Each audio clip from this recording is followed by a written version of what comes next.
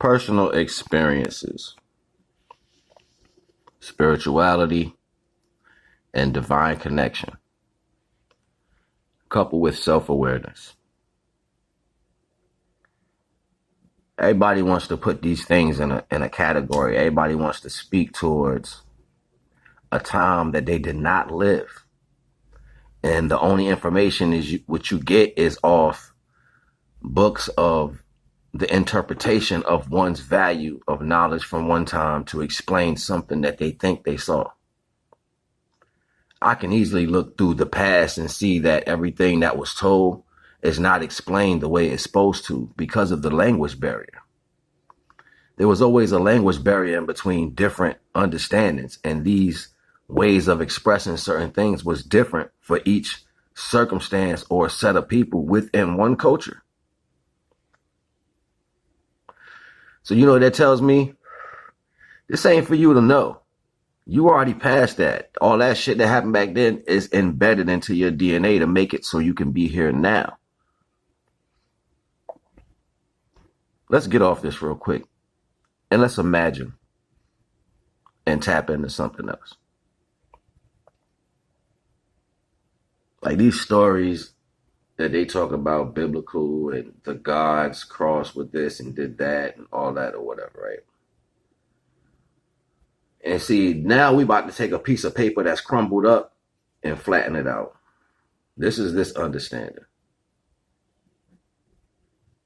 You only got one book that was rewrote and restructured by a set of people, lack thereof of understanding to a time in existence, meaning that the time delegated by their existence didn't give them enough fortuity to clearly understand what was taking place is the reason for their brash and rash decisions. Because we have to be mindful. The state of where we are right now, as far as people and culture, was brought to this point in a short period of time by a bunch of rash decisions. This is why they want to X out the time frame and the distance of how things actually played out. They have no understanding of what's going on. And we all know when children are being born, you know, you get growing pains and shit like that. But what does that look like for a culture? I mean, overall, what's growing pains? Growing pains. If you're like, and the reason why I'm talking like this is because nobody existing today ever watched complete cultures go through time and existence in the right dynamic. We just know right now that everything is permeated outside of us is a positive, is positively negative. We just know that now. That's what we growing through. Who's to say when interference wasn't a play, how things took place and how things grown? Nobody knows that. And then we always want to tile the situation from old to how we circumstance situations today. Sexually, aggressed ego, and first, second, and third. I don't think none of those things was a retrospect in different times of iniquity. I truly believe that the growth aspect, the energy that was coming from the universe, the fortuitive understanding of how things was taking place, allowed growth to be abnormal because we think this is normal, right? Or in the words of some of my old homeboys, past normal. You know what I'm saying?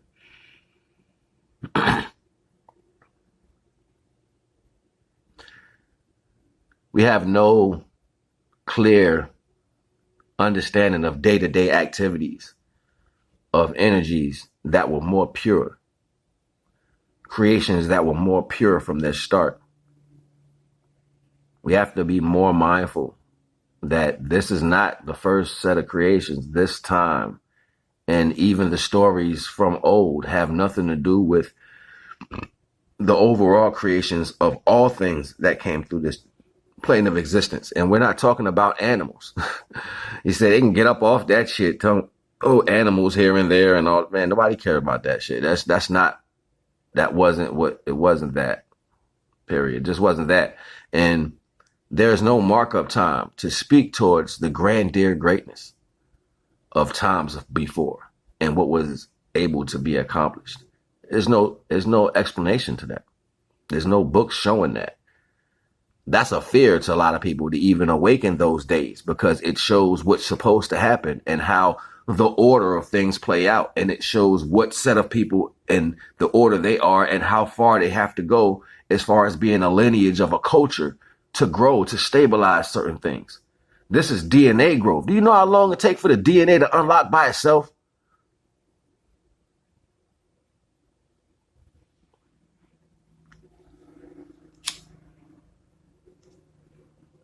I'm just saying. And if it's not tempered energy in the air and things were able to be without infraction, what was that? What did that turn out to look like? Fuck the stories. What did it turn out to look like physically? How did it feel? What was the vibrational energy that came off of that? Would you feel? How would your energy mix with that? And what was the thought pattern that came off of that? What was that energy allowing the next person next to it being able to do? Because we're talking about residual energy. Because it ain't like you don't know if there's a set of women in the house and maybe it's 5 women and say 3 of them are not there. They periods change as they go. But if they all in the house, it's going to align with the older woman that has a menstrual, right? That's energy. That's residual energy. Same thing like a house full of motherfuckers is working out. Everybody going to get into that energy just eventually, because that'll be the strongest energy. That's what energies do. They couple with each other, especially when the DNAs are so familiar. So it speaks to a different value of residual energy that was supposed to take place. Everybody's so quick to say one this, one that. There was only one of these, and shut the hell up. Y'all have no clue. You don't know. You don't know. This is a multi-dimensional aspect. You know what they mean by multi-dimensional? They don't mean like, oh, just this is one dimension, and they do mean that, but it doesn't mean that in a whole. Look at it as the energy field that you're walking in. Your existence is a dimension, and at certain aspects of its reach, it is transparent. This is how we're able to mix with each people, or even be in everybody's existence, or in the same place. You know what I'm saying? Because it has a thin film, but you are in existence in yourself. Just here, like we're a bunch of bubbles trapped in a big bubble. But you don't see it like that. You don't see yourself as an existence in itself. You don't see yourself as its own world.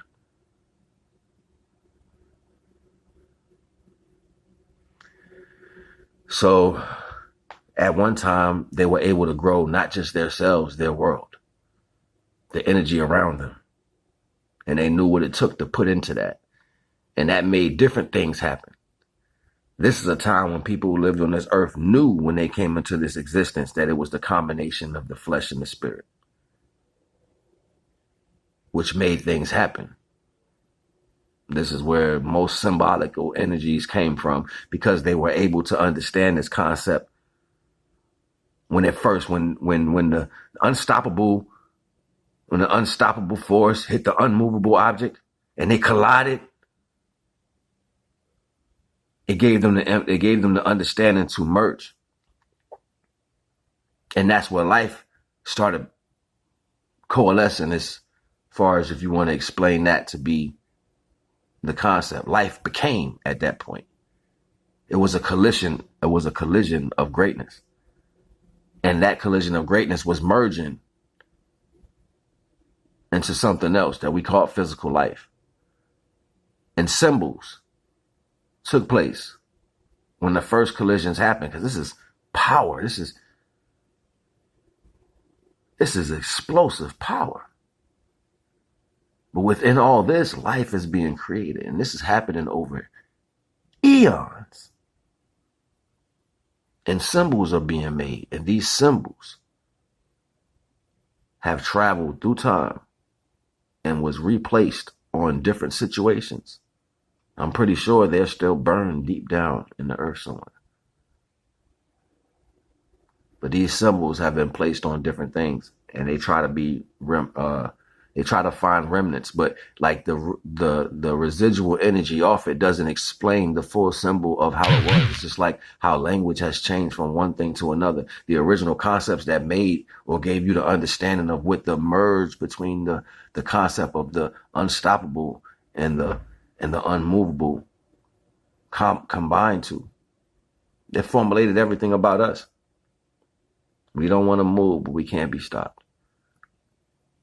Everything about us. And then combining that to residual that ray energy of light all over the physical combination of unstoppable force to become conscious.